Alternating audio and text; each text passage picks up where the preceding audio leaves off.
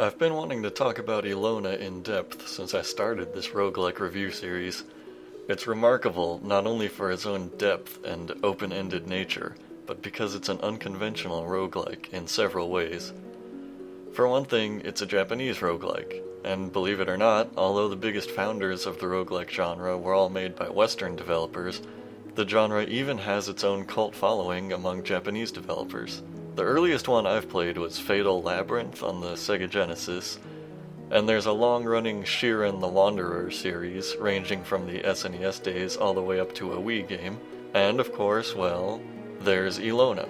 To me, it's fascinating that roguelikes have any following at all in Japan, considering how unintuitive it must have been to learn to play those early games in spite of a language barrier, let alone their notoriously complex controls. Not to mention the fact that no roguelike has ever been an especially huge commercial release. No promotional campaigns or anything, and now some Western gamers happened to find Elona on the internet and translated it into English for us.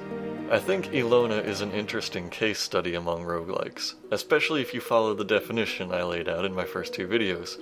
I've argued that permadeath and randomly generated environments, two qualities that people most commonly use in their definition of roguelikes, are by no means critical to the genre's mechanics. And here, in Elona, death is not permanent, and only certain environments are randomly generated. Many important areas of the game, including the world map and all of the towns, are static environments, outside of a few minor qualities like random shopkeepers and townsfolk.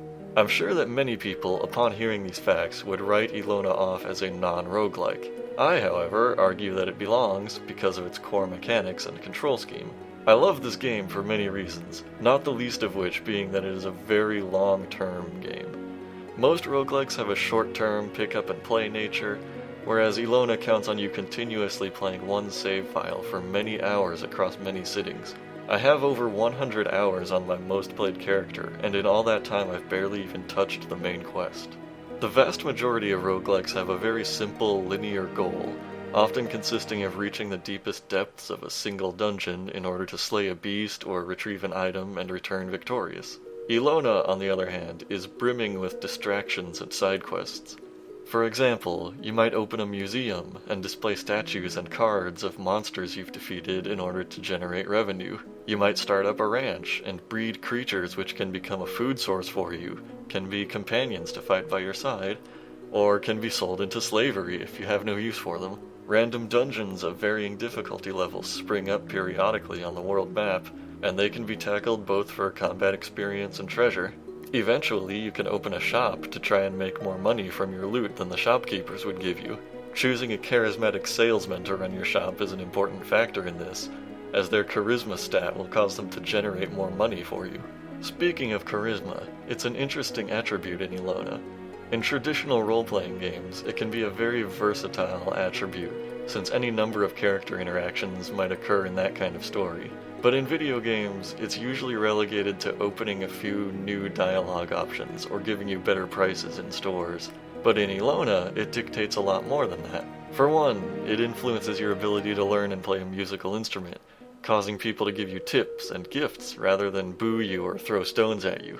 Another unique feature people are often amused by in Elona is that you can get NPCs drunk and whore yourself out to them. Pretty much any pairing will fly, and your partner doesn't necessarily have to be human. And with a higher charisma stat, a customer will pay you more money. It also determines the number of followers you have, so it becomes very viable to play a character built around charisma. They can travel from town to town, playing music for well-paying audiences and having sex with high-paying customers, attaining a small army of followers who do all of their fighting for them. It's very rare for an RPG to offer players this level of freedom and even role-playing potential.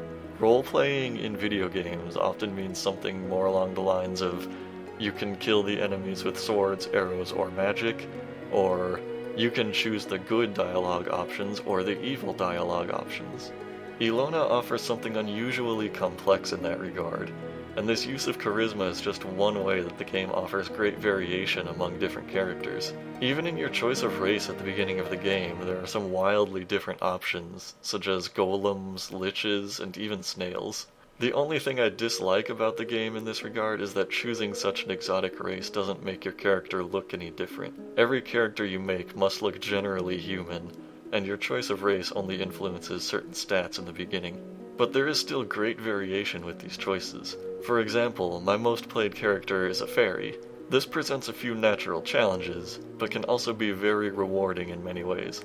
Drawbacks to the fairy race are that he can never equip any item that weighs more than 1 stone. This can make it difficult to find any powerful armor or weapons, precludes him from using certain artifacts, and may require him to change items into a weaker but lighter material through magical means. Additionally, his health pool is almost always going to be smaller than one of the more typical races. However, magical skills come very easily to him. After playing him for several hours, he's become a very effective glass cannon. He's also unusually fast, and I've equipped him with items that accentuate that talent. It's possible to ride a horse and various other mounts in the game in order to make traveling on the world map faster, but my fairy character's natural speed is faster than any horse he can currently buy. Most of the mounts currently available to him would only slow him down. The key to what makes Elona such a great game is the freedom that it grants players, and this means more than just the freedom to wander wherever you please, or the freedom to play good and evil, or create an exotic character build. It also means the freedom to create incredible catastrophes in your save file. Much like Dwarf Fortress, the game has a great storytelling potential among players. For example, a character in Elona who wishes to use magic will come to find several obstacles and challenges in his path. For one thing, spellbooks can be hard to come by, just occasionally being sold by certain vendors, and not necessarily at the quantity the player wishes, or a skill level they can handle. Joining the Mages Guild alleviates this greatly, but it's a long and arduous road to becoming a proper wizard. A young mage, like my fairy character for example, will probably be eager to buy up the first simple spellbook he can find and rush it home for some reading before bed. But it's not always so easy. Occasionally, the book is just too difficult to read. Sometimes, attempting to read a book beyond your level may sap away all of your magical energy.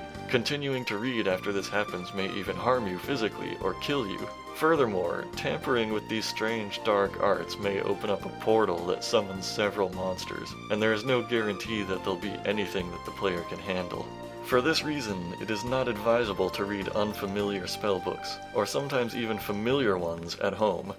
The danger of hurting yourself is one thing, but the last thing you want is a bunch of powerful monsters taking over your home. To circumvent this danger, most of the more experienced mages advise reading your spellbooks somewhere out in the wilderness, where you can easily escape from any monsters that may appear before they have the chance to attack you.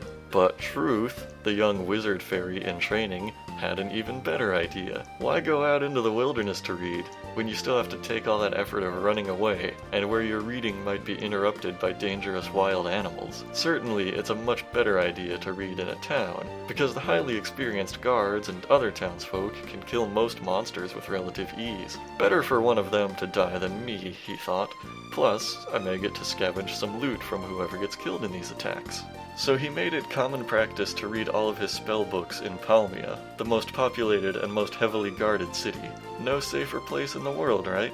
Well, for many days this was true. Then, one day, there came an alien through the portal. Not everyone realizes this, but aliens are one of the most potentially dangerous enemies in the game. Taken at face value, they aren't incredibly challenging. In fact, my character can eliminate quite a few of them before he runs out of mana. They aren't even especially harmful, but there's a hidden aspect to aliens that you might not notice immediately. Once they get close enough to attack you, there is a very high likelihood that they will impregnate you. This is even more horrifying than it sounds, believe it or not. The victim will be fine for a while, not even noticing anything especially wrong, but eventually, the alien child will burst out of them forcibly, and if this doesn't outright kill them, it will leave them with a heavily bleeding wound, and they will be immediately attacked by the child. As if this wasn't problematic enough, the alien children are born with the ability to impregnate anyone else who might be nearby, including the host that they just burst out of. In all likelihood, this will be their target, and they will be caught in an endless loop of alien impregnations until they die. Even worse, a host may remain pregnant even after the first alien bursts out. This is what happened in Palmia. After the portal opened and several monsters, including one little alien, came through, the attack was stamped out almost immediately. But one of the guards was impregnated. Then a second guard was impregnated. Then all of the nearby unassuming townsfolk were impregnated. Nowadays, the sheer number of aliens swarming Palmia, fed by an enormous bounty of host bodies, make it impossible to traverse the town for any reason. To make matters even worse, an alien child's strength is derived from the host that it emerged from. Since city guards are so extremely powerful, they give birth to extremely powerful aliens. There are potential cures for this alien plague, but none of them are pretty. The most obvious solution would be to storm the town with a very powerful character, just killing any aliens before they have the chance to impregnate anyone again. But this is not as easy as it sounds, due to the sheer overwhelming number of aliens. Not to mention the fact that townspeople may all give birth to multiple aliens. If you find yourself impregnated by an alien, all is not lost. You have some recourse other than waiting for it to painfully burst out of your chest. It's possible to drink a poison or some other toxic chemical, and this will kill the alien inside you. It'll be painful, but not as painful as alien childbirth. It's even possible to give one of these poisons to an NPC to drink, curing them of their alien parasite. This would make it somewhat easier to reclaim the town, but it would still be incredibly difficult. The most surefire way to cure the infestation is to obtain a nuclear bomb and kill everyone in the city. This may be the eventual route that Trooth the Fairy Wizard takes, but for now, Palmia is quarantined, completely off limits. This story exemplifies a lot of my favorite aspects of Elona. A big part of it is the sort of emergent storytelling that comes from it, very similar to what I talked about in my Dwarf Fortress review. I couldn't tell you the first thing about Elona's actual plot, in terms of NPC interactions and text that the creator actually wrote, but I still have stories starring my character, and experiences that most other players will never see for themselves. Another quality demonstrated in the story is the way that the game allows players to absolutely ruin large parts of their game. The freedom given to players is somewhat demonstrated in the fact that I've played over 100 hours and barely touched the main story. But I think you can still reasonably make the same claim with larger mainstream games, like an entry in the Elder Scrolls series. In Elona, it's a different kind of freedom. Not only are you given the opportunity to excel in all kinds of ways, find all kinds of powerful items, and manipulate your character's stats into any sort of random build, but you're also given the opportunity to make things a lot harder on yourself, either through your own active efforts or through simple mistakes. My simple mistake of reading a difficult spellbook in the city means that I'm faced with a unique gameplay challenge that is entirely unscripted and improvised. This is another quality you might occasionally see in larger, more mainstream games, such as something like Dark Souls. In those games you can kill just about any NPC and they'll die permanently, potentially making your run a lot more difficult. But most of the time, choosing to kill an NPC that isn't actively trying to kill you is a fairly counterintuitive action.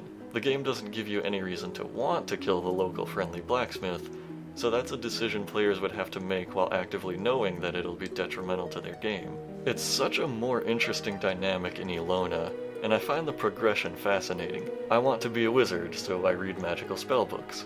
I find that with the more difficult books, monsters are occasionally summoned. I improvise a solution, reading my books in town for the double benefit of getting the monsters killed off and potentially looting corpses. My improvised solution leads to an unforeseen problem due to my lack of knowledge and experience, so now I must improvise some other solution to this new problem that I've essentially unwittingly created for myself.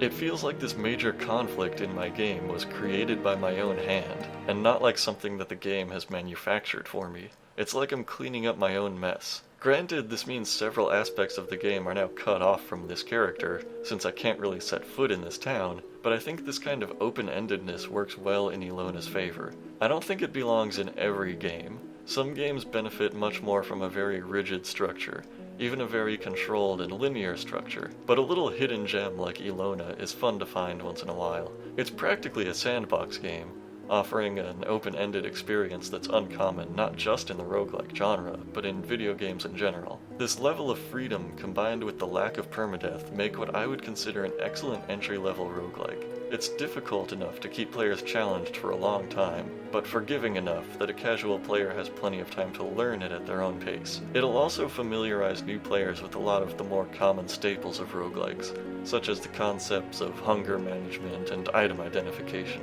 With all these great qualities, I think it deserves a spot on pretty much anybody's hard drive. It is free and continuously being updated, though I think it's now more of a fan project, as I'm fairly sure the original creator dropped it, so give it a download and have some fun with it. As always, thanks for watching. I know this one took me a while to make, but I'll be totally honest here. It was subscribers and viewers like you who prodded me along in this video's production. Every week or so, I'll get another email notification on my phone that I've got a new subscriber, or I'll see some new comment from somebody who appreciates my videos, or hell, even somebody writing a huge comment to dispute the things I'm saying. And just seeing that people care that much inspires me to create more. I don't mean to get all sappy on you here, but hey, I recently hit 100 subscribers now, and it feels like a special occasion to me. So I'm taking this minute to let you know I appreciate you. Now watch all the rest of the videos on my channel and shower me with even more love and affection.